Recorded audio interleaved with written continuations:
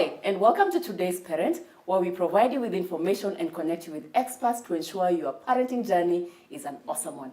My name is Christine Casina, and I'm your host. On today's show, we'll be talking about kids' furniture. Have you ever thought about it? What's the thought process we need to put behind choosing kids' furniture?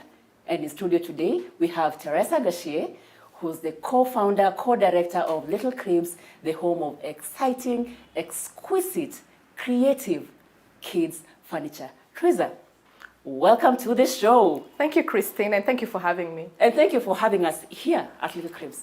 We Not love at it all. here. Colorful and creative, and I think even more workspaces need to be, light up like this. Or should we say lit? Oh, wow. So, tell us, what's the inspiration behind Little Cribs? Okay, Little Cribs actually was started 7 years ago. About 7, this at times gets off my head. Okay. But it's about 7.5 years ago. And the whole idea was to create spaces for children Right. that are fun. Yeah, because most of the times when you're buying our furniture, and even at those days, many people thought of furniture just like adult furniture. We'll be very keen on the dining table, Yes. on the bedroom furniture, yes, but not as per a kid's needs, yeah, but as per actually most of the times will be an adult's needs, yeah. Yeah. So precisely, we call ourselves the kids ambassadors when it comes The to kids ambassadors. furniture. Yes. Right, tell us more. Okay. Why would you call yourselves the kids ambassadors? Wow, because I think we make our furniture with kids in mind, yeah? Right. And I'll say our pillars are safety, number one. Safety. We've got Okay. safety, we've got multifunctionality. Okay. Of course, value for money, especially for the parents. Okay. And fun, because kids' spaces have to be fun. They have to inspire some growth, some development, some excitement, yeah? Okay. So they're not your normal kind of furniture like the dining and this other sitting room Normal furniture. Yes. So let's take it one by one. Let's start with safety. So when I'm thinking about, as a parent, thinking about kids' furniture and safety, link for me the two by the time, say I'm expectant, then I'm Yes. starting with my baby crib, and then, of course, the baby will advance to maybe the toddler bed. How does it go when it comes to safety? Safety, by the way, is, and I think it's the number one, it's key, yeah? For example, if you're buying a crib, I think it's critical that you look at yes, the baby is small, so they'll not move around much, but at this point, it's a parent who's going to look at that, yeah? Yeah. Say for a crib, we have the sides, which have spaces, generally which is a functional bit. Okay. You can't have it all enclosed because it's going to be claustrophobic. So Okay. there's the spaces that come on the sides, and those also have to be safe in a way that when the baby is asleep and there's a grow and they're bumping themselves on the Right, sides, right. they don't get hurt, number one. Okay. And their limbs don't get out, in between the spindles. So there's a certain dimension that is recommended worldwide. Right. It should be about 2 3/4 inches. 2 3/4 inches. Exactly. Anything above that is unsafe because their limbs or their head could get stuck. Oh my goodness. There's also the issue of the paint. So that still falls under safety. Yes. Right. Yes, because you'll find if a baby is chewing on a paint that especially has a lot of lead, it interferes with the development, especially the brain. Okay. So most of the manufacturers abroad actually have moved from the lead kind of paint. Okay. And you're using lead free. Okay. And we also have things like height as a baby grows. It Okay. needs to be adjusted as it grows so they don't also fall out. We also have things like locks, which are being Wow. banned. Yeah. And I remember when we were growing up, it was such a common feature to have, the baby coat, you bring it down and then there's a way you put it back and it has a lock on the half side, door. on the side. Ah, okay. So that has changed. That has also changed, I think, from 2011, the crib safety standards. A crib should not have locks. Why? Because what happens at the kids, babies grow, yeah? You find that at times we get so carried away, especially when you're working and a mother. So some of these milestones happens when you're not in the house. That's you can true. imagine if your baby is able to start opening the locks and you don't know. Wow, and they fall off. And they fall off. That has caused quite a bit of actually accidents and deaths, and hence the reason why they were banned. That's good to know. Yes. That's good to know. So there's a lot of that. You've just talked about cribs. there's also, as they grow, other furniture pieces that we need to look at safety-wise. For example? Yes. After the crib, we get to toddler stage. Right. Where they need a bed, that still contains them, and they are not able to fall at night. Yeah. So when they roll, in case they don't sleep like within a certain position, so which if they most happen of them to roll, don't. I When know you they're go in the morning and all they check over. on your baby. That some would turn the other way I know, around. and you wonder how the head was on this side in the morning. It's on the footboard. Yeah, and it's so weird. And at times you wonder how they didn't even roll off. Yeah, but ideally the bed should have guardrails. Guardrails. Yes, so that they don't roll off. Of course, the height should be good. Yeah. To minimize the something they fell off. Yeah, to minimize the impact. Okay. Yeah, so those are just a couple of examples when you're looking at safety. So Teresa, when you're talking about multifunctionality when it comes to your furniture, tell me more. Shall we walk over? Oh, of course. And have a look? All right. So what do we have here? So this is a crib. Okay. That already has been converted into a seat, yeah? But I'll also guide you through how else it gets converted earlier on, because this is the final conversion of a seat. Right. Like I said earlier, our cribs also convert into a toddler bed. And we do that with the additional guardrail, Okay. which will just come and fix here. Normally, our fundis will assist with that. Right. And it comes and sits like so. So it leaves a space for the baby to get on and off by themselves. Especially a toddler. Exactly. Right. And as you can see, the height is safe enough for them to go in and out. unassisted. Okay. Okay. Then we also have, I'll take you through when now it's still as a crib stage. Okay. And we've got this one. Still the same as that, but the design is different. Also, the difference is just the design. Actually, the difference is just the design, but the cots, all our cots do the conversion the same way. So both of them are baby coats. Exactly. All right. So this one, as you can see, it's at the top level. This is already not, the mattress level has not been taken down. Okay. Our cribs have 2 mattress levels, this being the first one. And allow me to just explain about the safety aspect also of the mother. We do it in a way that they are able to lift the baby out safely, and not, especially if you have CS, you have your baby through CS. C-section. Yeah, so Right. it's not hurtful. Okay. So that's the first level. Of course, after about 6 months, when the baby is able to lift themselves, you are supposed to take it down. Okay. And normally the other level comes down here, and it's a pretty easy way of doing it. What I wanted to ask, how come one side is higher, lower, you know? I think this side is higher than the other one, right? No, Or is actually, it the same? Is it no, the same? no. They're actually the same. Yes, they're actually the same. It's from where I'm standing.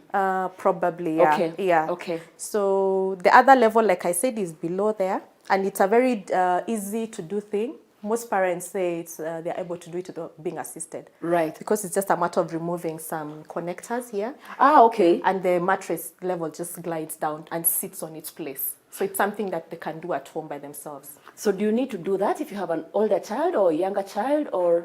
When the child now is growing. Actually, we advise from around 6-7 months, depending on how fast your baby is developing, Right.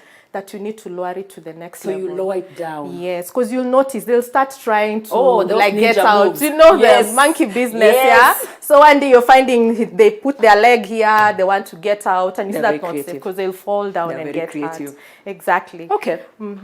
So we've seen the baby coats. Yes, also, What else? This is about the same thing. But now with this one, I think it's good to also mention that we offer mosquito nets. Mosquito nets. Yeah, mosquito nets, and they are clamped on the crib. You know what I love about your mosquito net? I was just joking with a friend of mine. Yeah. We have, like most of us, being old school, we have this thing of crucifying the net to the wall or putting the net. You have to, screw something. And this is nice and pretty, and there's just some beauty to it. Oh, so it wow. looks really, really nice. Thank you. Good job on that. You know, some people are afraid of, I mean, of course, if you're especially in a rented house, you really don't want to go like drilling walls and doing so much. You just want to minimize that, yeah?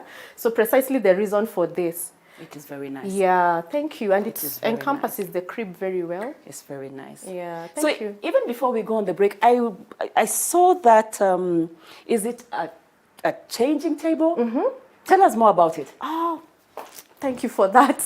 So, Christine, this is a changing table with a dresser as well. With a dresser. Yes. So what happens, you can actually use this as for changing the diaper days, and after that still use it as a dresser. And It's very pretty. the child can grow with them. It's very pretty. And we make them colorful, of course, because babies, you want to make the room colorful. So maybe once they're grown and you want to make it look neutral, all you can do is just change the knobs to maybe a neutral color, a black, a white. Wow. And it will stand out and the child can grow with it. Yeah? Okay. So it's got ample space. Okay. Sorry, I think we've not put it, but there's supposed to be a rod there Okay. or a shelf, depending with what the parent What they wants. prefer. Yes. There are those who will say put a rod because I want to hang small clothes, and those who want two shelves, and you can put your diapers and your toiletries for the baby. Of course, these are The always drawers. they come in handy because of the small things like bibs, Yeah, socks. diapers, make some quick, you know, some quick diapers, you Exactly. can put them there, wipes. Yeah. Then now the others, of course, are Clothes. the clothes. And then we have down there for blankies and those, what do you call them? I keep forgetting about them. What, the The straw? swaddles. Oh. Yes, on the bottom drawer. Really, really nice. So this is also multifunctional, you could say so, because it takes a baby from infancy actually Yes. to whatever age. Yes. Even preteen. Yes, and then Yes. once you're done with, you know, the diaper stage and all that, then you can use it as a normal cupboard. Just a normal one. Very Even pretty. in your room, actually. If you change this is something you can use literally anywhere. Very pretty. Yes. Thank you for showing us your stuff. Asante. So we are going to take a short break and we'll be back right after this.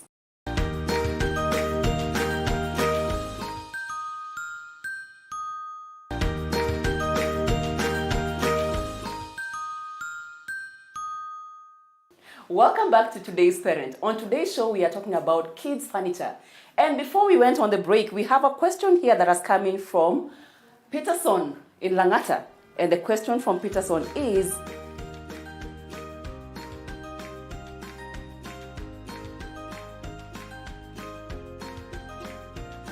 That's a very interesting question, yeah?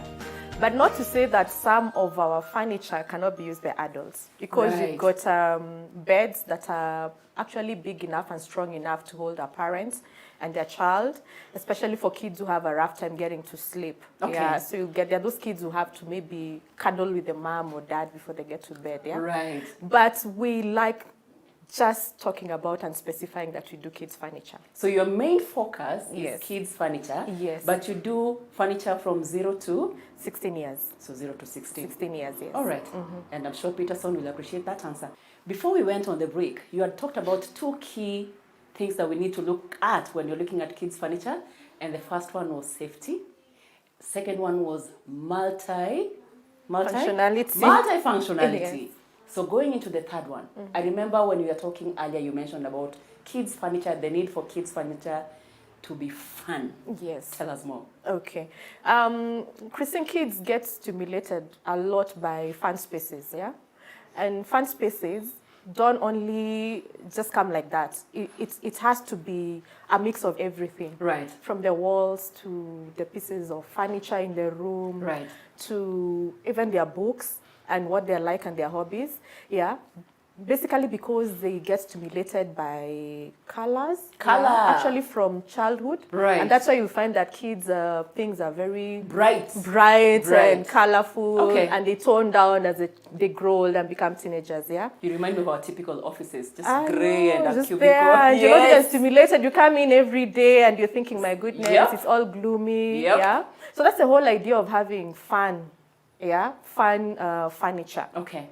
So when you talk about a crib or a bed, why not add maybe something like a star or a tiara for a girl who's Wow. a princess, you know? Wow. Yeah, why not add maybe a chopper or an aeroplane for a boy who loves aeroplanes, yeah? That makes them own their furniture and enjoy it, yeah? That's a good point. And there are other ways of adding that, also wallet. We've got wallet of things that they like, their hobbies, Okay. things that talk of their character.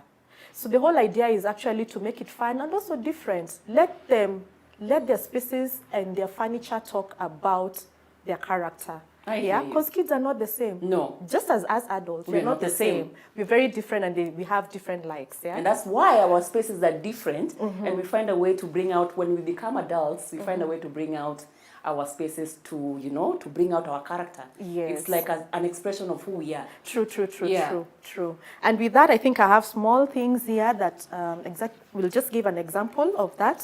So Okay. like here I have, it's like a storage of a hanging kind of storage, and it has a okay. name. So you can see it has Rose Alenia, and then you have these knobs, and you can put it maybe at the foyer of the room. Yeah, Right. and they can come and hang their favorite bags, their scarves, and Right. what they're using like every day, yeah, just next to the door. So you see, it's hanging storage, but it's not plain storage. It actually is customized to make the room exciting, and also the child owns it, yeah. And you know, it can make a child responsible in the sense that, you know, that every time you come with your bag or your jacket, then you can hang it somewhere. True, so it feels some sense of, you know, I'm all grown up. True. And you'll be amazed. Such small things really get them excited. I've been in rooms where we just add a small thing like this, and the child is over the moon. Over the moon, Right. actually. They'll talk about it like it's such a big thing. You'll be amazed. So these are just small examples. We've got names. Right. We've got also that, like on their study table, you can actually maybe draw something, and it will excite them. They love their study time. Because you know, kids, I don't know about you, I've had times where I really fight with my kids over study, you know, and Yes. you're telling them, no, you've got to study, and they're thinking, no, should I be going to play football? And then in that space that's Yeah. just gray It's just and blank. boring, you know, there's no stimulation. That's the thing. So kids' spaces it's good to have them look and feel fun. You know, this is a different way of looking at kids' spaces. I was just wondering in my mind if there's any correlation between a fun, creative space and a child being mentally stimulated. I don't know, maybe there's a way it enhances, definitely does enhance creativity. Yeah, it does. So I don't know if there's any other scientific proof. I don't know about the scientific Okay. proof, yeah. But I'll give an example with my daughter who Right. loves music. And she plays the violin. Okay. So what we've done with her wall, we've done one focused wall with some guitars and some, because she's a teenager. Nice. Yeah, so we've got a guitar and a violin and some sneakers because she's a teenager. And it really excites her. And I'll be very honest, she loves her room. So she will study. Yeah, in her room. She plays her violin in her room. There are times we even fight because she wants to have her dinner in her room, and I'm thinking, no, dinner we should be at the dining table with the others, yeah? So ever since we did that, she actually got so in love with her room. Right. And it's actually amusing. I like it, yeah? At times we'll fight, but I like that she loves her room. Because at the end of the day, you'll find that teenagers kind of they grow, and as they get to know themselves, yeah, they want their space, and they isolate themselves from, you know, from the family somehow. Yes, but not in a bad way. Just that because they're still trying to know themselves and discover themselves, and at the end of it all, of course, when they're 18, I'm sure at that point they'll know themselves. So why not assist that process? Yeah, so I've seen it with my daughter. She loves her room, and she actually now even plays her violin more. She loves her music. It has actually enhanced, it has enhanced her interest. So Teresa, what are some of the common mistakes you see parents make when it comes to choosing kids' furniture? Okay, I'll start with a very common, obvious one, which is shortchanging ourselves when it comes to, I think, price. Okay. Because most of us will go for cheap, and I don't mean that cheap is expensive or always, yeah? Yeah. But there are times don't look at these other factors. You will forego a safe crib, for example. For a cheaper version. Right. That will actually be safe, and it will not even take maybe your child to over 2 years, yeah? That is true. So when you consider, for example, that this one crib can actually take them to toddler stage, and it's costing maybe 30K vis-a-vis a bed, a cot that is costing 20K, and you take them to 2 years. It's better to invest in the 30K, so then it serves you for longer. For 4 years. Right. And so when I say that, what people don't even realize is that you have to still change the mattress. If your baby at 2 years needs another bed, that's another bed plus a mattress. But you see, if you have a bed, a crib that converts to a toddler bed, that one now, even with the mattress, you don't have to You don't have to buy another one. And then also they're very comfortable in it. Yeah. The kids are very comfortable already, so you're not really getting out of the comfort from a 2-year, a bed, a toddler, a crib, sorry, Right. to a toddler bed. You're not really disrupting their sleep and their comfort. Yes, because they're already used to this space. Exactly. Right. So when you look at it that way, you'd rather spend that 30K for a bed that will take you 4 years, and yeah, you know, then now think of another one later. Okay. Yeah, that's just one example. There's also not doing much research. Research. Yes, kids, items and products evolve. And have evolved. Can you imagine, like, for example, if you were to go to Biashara Street now, that's streets, sorry, Yeah. to mention, yeah? Yeah. What you got last year, maybe like a pump, maybe, for example, let's use a breastfeeding Yeah, pump. yeah. It's not the same that you'll get maybe next year. And the you know, variety is even more. they keep changing. They keep changing. And obviously because of innovation, Right. and which is a good thing, Yeah. meaning that some things have become obsolete, or maybe ideally they're not matching the needs of the child, Right. or maybe scientifically proven that they are not good. So it's good to do your research. So research is another one. It's another one. Also walk around. I tell Okay. parents to walk around, even when they come to our shop, yeah? If you're really jittery, actually, if I have a personal discussion with you and I find that you're still jittery, Right. I'll actually just urge you to walk around, do your homework, check out other vendors. So by the time you're really done with your walking around, You make an informed choice. exactly. Right. Yeah, because also furniture is not bread. That's what I keep saying. It's not bread that you buy and say, oh, it's gone bad, it's rotten after 2 days, let me Buy throw it another one. away. Yeah. Yeah, it's something that you're investing on, some form of investment. Right. You're probably actually going to be using it and handing it down to other children, yeah? Because most of the times in a household, Yeah. you get 1, 2, 3 kids, you know? Yeah. So it's something that you need to think about and really walk around and Yeah. just be sure that you made a proper decision about it. Okay. Then also, I think it's good to involve the kids, especially at the point where they're able to express themselves. Yeah, let's not be selfish as parents and just go and make the decisions on their behalf. Right. If they're able to, Give their input. exactly, just take the child to the shop where you're buying the furniture. Ask them what they like. You'll be surprised. Some of them even have an informed, already formed idea of their colors, yeah. of the decor that they want. I know the best thing about that, they own it. They will not come later and tell you, no, I want I don't want it. Yes, for example, maybe you bought a princess bed, and now they want to change to a another Dora one. bed. Exactly. Right. Because you are with them from the point of purchase. They'll own their furniture and also whatever else that you're buying. Yeah, so you will not find them telling you, no, but you know you're the one who decided, so let me now decide this. Yeah, so it's always good to involve them. To involve them. And also just encourage them to speak and bring out their character in whatever that you're purchasing for I them. hear you. Yes. I hear you. Teresa, we've learned a lot from you. You have a beautiful space here at Little Cribs. Thank you, Christine. And we just want to thank you, number one, for your time and for the pointers that you've shared.